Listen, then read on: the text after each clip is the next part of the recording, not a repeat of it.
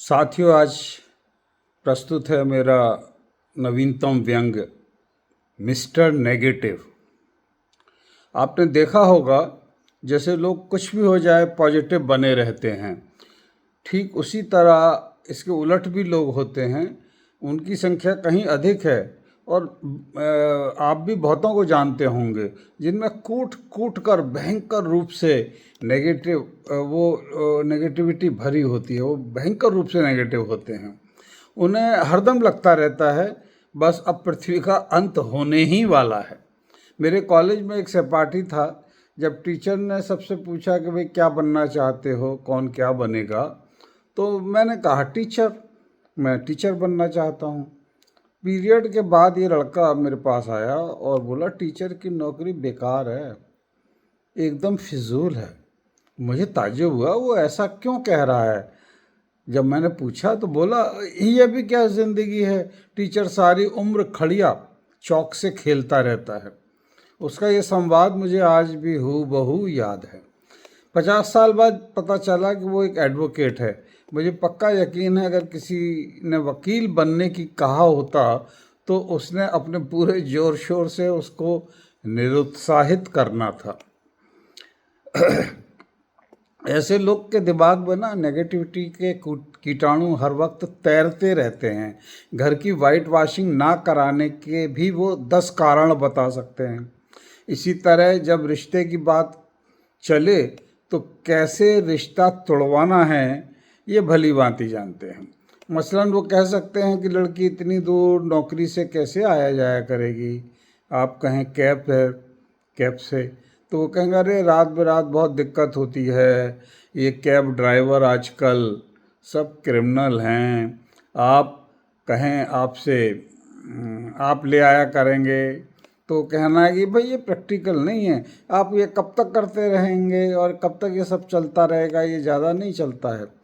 अतः इस रिश्ते में कोई भविष्य नहीं है। आप इसका भी कोई तोड़ निकाल लें तो उनके पास एक ब्रह्मास्त्र होता है, अरे ये लड़की तो लियो है जबकि लड़का सगिटेरियस है, ये तो शादी चलनी ही नहीं है, टिकनी ही नहीं है। ये लोग घर में इतनी नेगेटिविटी फैलाते हैं कि धीरे धीरे लोग इनके घर आना ही छोड़ देते हैं और ये इनको सूट भी करता है। इनकी बीवी बच्चे तो इनसे पहले ही त्रस्त होते हैं। अब बेचारे कहें तो किससे कहें, करें तो क्या करें।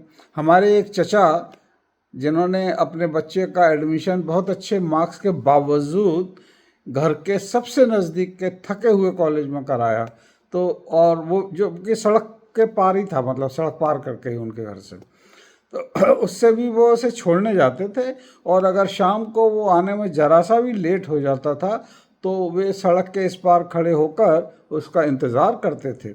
जब उनके कॉलेज का ट्रिप शिमला जाना था तो उन्होंने अपने बेटे को शिमला के बीसियों नुकसान और जोखिम गिना दिए थे, जैसे कि ये पहाड़ वहाड़ हम दिल्ली वालों के लिए नहीं हैं, वहाँ की तेज़ हवाएं तुम्हें उड़ा कर ले जा सकती हैं, वहाँ की आबो हवा में तुम बीमार पड़ जाओगे, वहाँ इतनी ठंड है कि तुम सहन नहीं कर पाओगे, पहाड़ पर चलने की तुम्हें प्रैक्टिस नहीं है, तुम सोचो कि सड़कें दिल्ली की तरह हैं जबकि कहीं भी तुम्हारा पैर फिसल सकता है और मीलों नीचे खाई ही खाई है। ऐसे लोग से अगर आप ये कहें ना कि आपको मुल्क का राष्ट्रपति बना देते हैं तो इस पर भी वे 10 ऐसे कारण बता सकते हैं कि क्यों राष्ट्रपति बनना कोई बहुत अच्छा प्रस्ताव नहीं है।